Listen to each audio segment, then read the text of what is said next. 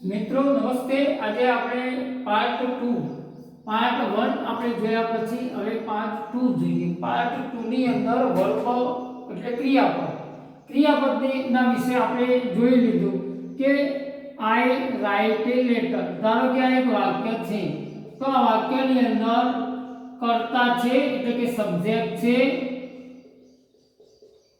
Verb એટલે કે ક્રિયાપદ છે અને કર્મ એટલે ઓબ્જેક્ટ છે। તો કર્તા, ક્રિયાપદ અને કર્મ હોય પણ ખરા અને ન પણ હોય, પણ કર્તા અને ક્રિયાપદ તો હોય જ। કોઈ પણ વાક્યની વ્યાખ્યા એવી છે કે જે વાક્યની અંદર એક કર્તા અને એક ક્રિયાપદ ફરજિયાત જોઈએ। તો અહીંયા વર્બ અને કર્તા બે હોય એટલે કે કર્તા સબ્જેક્ટ અને વર્બ હોય તો જ વાક્ય બની શકે છે, એને વાક્ય કહેવાય છે। હવે આપણે આ વાક્યની અંદર ક્રિયાપદ વિશે આપણે આગળ જોયું કે સહાયકારક ક્રિયાપદ એટલે શું અને મુખ્ય ક્રિયાપદ એટલે શું। તો અહીંયા મુખ્ય ક્રિયાપદ જે છે એના બે ભાગ પાડીશું।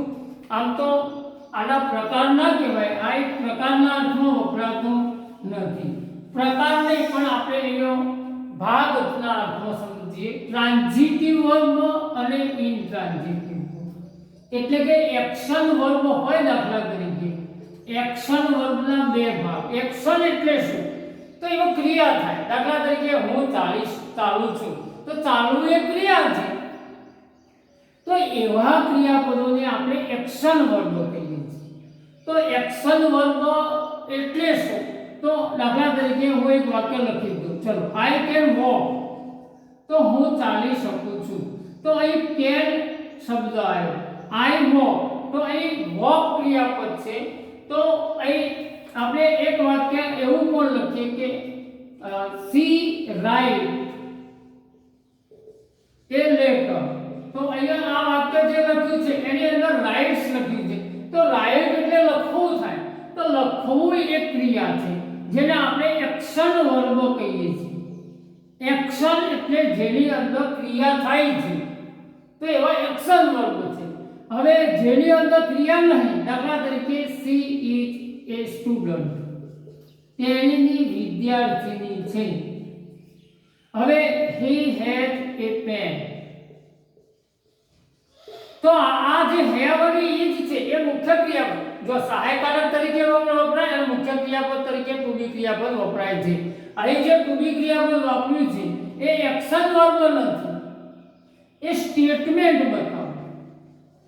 તો આવું સ્ટેટમેન્ટ બતાવતું હોય એટલે ફક્ત સ્ટેટમેન્ટનો અર્થ એવો થાય કે ફક્ત માહિતી આપવી, આપણે વાક્ય બોલી કાઢ્યું। હવે અહીં એક્શન છે, ક્રિયા થાય છે, અહીંયા ક્રિયા થતી નહીં। હોવું એવો ભાવ છે, ની પાસે માલિકી બતાવે છે, આવો અર્થ હોય ત્યારે એ પ્રાઇમરી ઓક્ઝિલરી તરીકે મુખ્ય ક્રિયાપદ તરીકે વપરાયું છે। પ્રાઇમરી ઓક્ઝિલરી ખરા, મુખ્ય ક્રિયાપદ તરીકે વપરાય। હવે આ એક્શન ના બતાવે, આ એક્શન બતાવે। હવે એક્શન ક્રિયાપદ પછી આપણે ટ્રાન્ઝિટિવ અને ઇનટ્રાન્ઝિટિવ વિશે શીખીએ। ટ્રાન્ઝિટિવ એટલે શું? તો સકર્મક ક્રિયાપદ, અને આ છે એ અકર્મક ક્રિયાપદ છે। સકર્મક ને અકર્મક એટલે શું? તમને એમ થાય કે આ એ વળી કેવા પ્રકારનું ક્રિયાપદ હશે? તો સારી ડિક્શનરી હોય તમારી પાસે, તો સારી ડિક્શનરીમાં આવું લખેલું છે, ક્રિયાપદ લખ્યું હોય, દાખલા તરીકે ગો લખ્યું છે, કમ લખ્યું છે, બરાબર, ફ્લાય લખ્યું છે, તો એના પછી આવું લખેલું છે આઈએનટી। અને જો તમે રાઈટ લખેલું છે તો ટીવી લખેલું છે, બરાબર। એટલે એનો મતલબ એવો થાય કે રાઈટ એ ટ્રાન્ઝિટિવ વર્બ છે અને ગો, કમ અને ફ્લાય ઇનટ્રાન્ઝિટિવ વર્બ છે। ઇનટ્રાન્ઝિટિવ એટલે શું? તો આપણે વાક્ય લખીએ કે આઈ ગો ટુ સ્કૂલ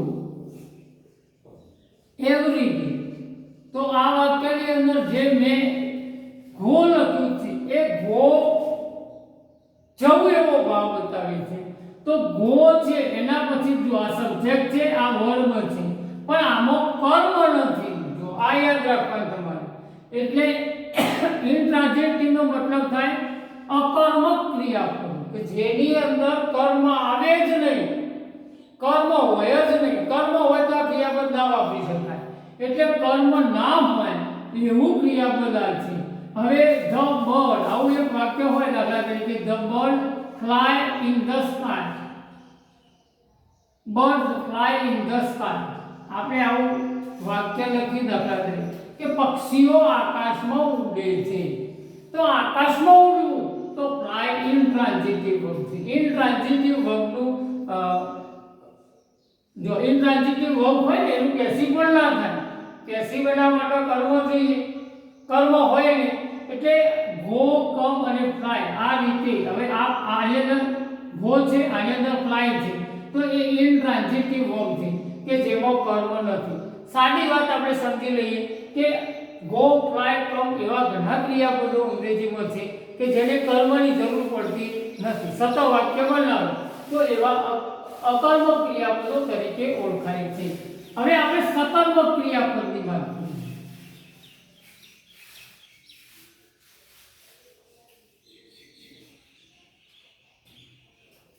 चलो मीना અહીં વાત તો લખે કે મીના રાઇટ્સ એ લેટર.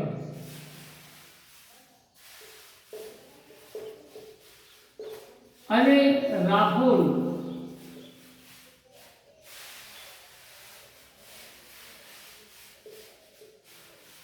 તો આની અંદર તમે ગેવ લખ્યું અને રાઇટ લખ્યું. તો રાઇટ એટલે લખવું થાય અને ગેવ એટલે આપ્યું, એટલે આ ભૂતકાળ છે.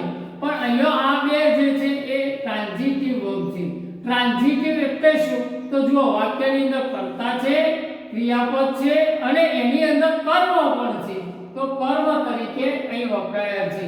તો કર્મ તરીકે અહીંયા એ ક્રિયાપદોને કર્મની જરૂર છે.